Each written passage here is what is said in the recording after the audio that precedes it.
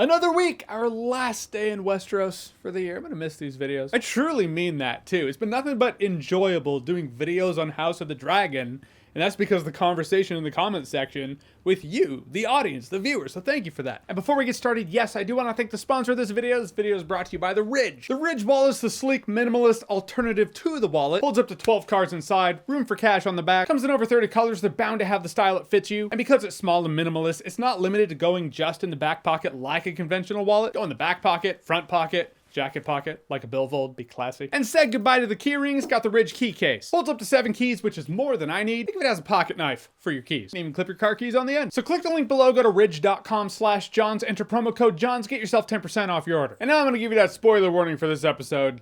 And just to be safe for this season, I don't know if I'm gonna conversationally backtrack too much to talk about the season as a whole, or just stick to this episode, but better safe than sorry. This episode, as the season 1 finale, did leave me with that feeling of, I really wanted to see more. This episode felt really short, but that is the old adage of good entertainment, leave the audience wanting more, and I will say by the end of this, the board is set. So whereas the previous episode of House of the Dragon was all about the power vacuum in King's Landing after the king was dead, it was like, okay, let's seize the throne. So all these years of scheming and meetings that the queen didn't know about to get the queen's kid on the throne, it was all coming to effect, but Rhaenyra was nowhere there. She was nowhere in the episode. Now we get to see Rhaenyra as she finds out her father is dead. I really liked Rhaenys in this episode. She's the one who informs Rhaenyra that her father was dead, and she's the one who kind of just shit on the entire ceremony and was like, I could breathe fire on you with my, well, I can't, my dragon could. But as we all know, that would melt the throne, and the throne isn't melted in the future, so off I fly. And it's easy to be like, oh, why didn't she just blast the king? But that's what I like about the world of Westeros. It is a world built around rules. She could do that, but she would definitely be a fugitive. She would be a criminal. She just murdered the king. But as this episode showed us, dragons can kind of do their thing and do what they want, so she could always just blame it on a dragon. There is that. I'm not saying that defense would fly, but it would be a defense that she could try. But I liked how she was she felt more like Daemon Targaryen for this episode, you know? She was the leaner. She was the one always leaning against the wall and listening to what everyone was saying. The wild card in the room kind of feeling. I always got that with Daemon, but in this episode I got it with her. I like that. Daemon's on the warpath. He's like, okay, and then we go here and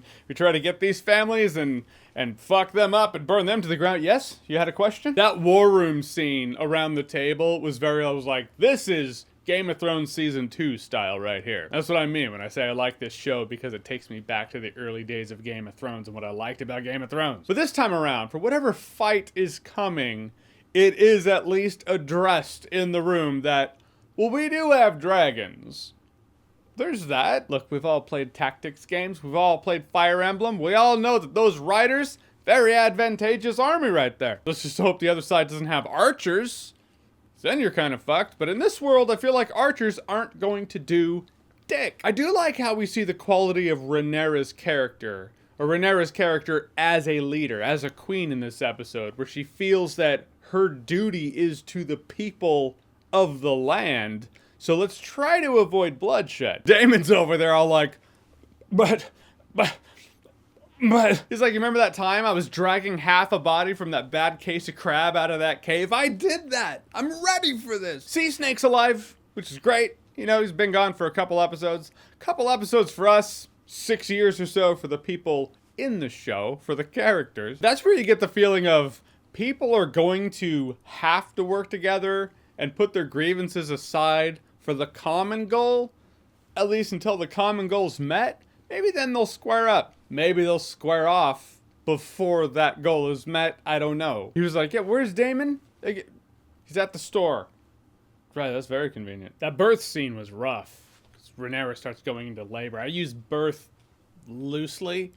More of a miscarriage scene, really. Point is, talk about compounding the bullshit in your life. She just found out her dad died and that her former friend has basically usurped the throne by putting her son on the throne, and then people she thought were her allies just kind of side with that. Also, she goes into labor and her baby's born dead. The big thing in this episode, it might feel that way because it was the last thing in this episode, was Rhaenyra's kids go out there as messengers. He lands in this place to go talk to the leader of this place so we can be like, hey, you want to join our cause? I got nothing to give you. I'm just pretty please. And off in the distance, you see what I can only describe as a dragon that looks as big as the world serpent in God of War, which I loved. I was like, oh, that dragon is enormous. Granted, I mean, we saw a kid have to climb a ladder onto the dragon some episodes back. Something about the scale of that, him in the background and that lightning, I was like, oh, it's a very big dragon. And sure enough, eye patch serial killer face is already there talking to this dude. Renera's kid's like, I got nothing to promise. I'm just, I just figured I'd be nice and ask for, you don't want to, you're not biting. This really isn't, okay, you don't care. Okay, well, I should have known that if the queen had any brains whatsoever, that she'd be out there rallying the army like we're trying to do. Too little, too late. Too little. Okay, bye. Aemon was like, wait. You give me your eye. Something he has asked for in the past and something he will continue to, well, he might not ask after this episode, but he really wants an eye for an eye and has for years. And it basically ends with his dragon fight. This kid just bails on his dragon. So it's this cat and mouse game among the clouds between a dragon and the dragon. And among this cat and mouse game, out of nowhere, dead. And that's that. And you really get the feeling it was that Aemon wanted to mess with this kid and just freak him out a bit. He didn't want him to die. I can only describe it as, imagine that scene in Karate Kid where Johnny and his friends are beating up Daniel.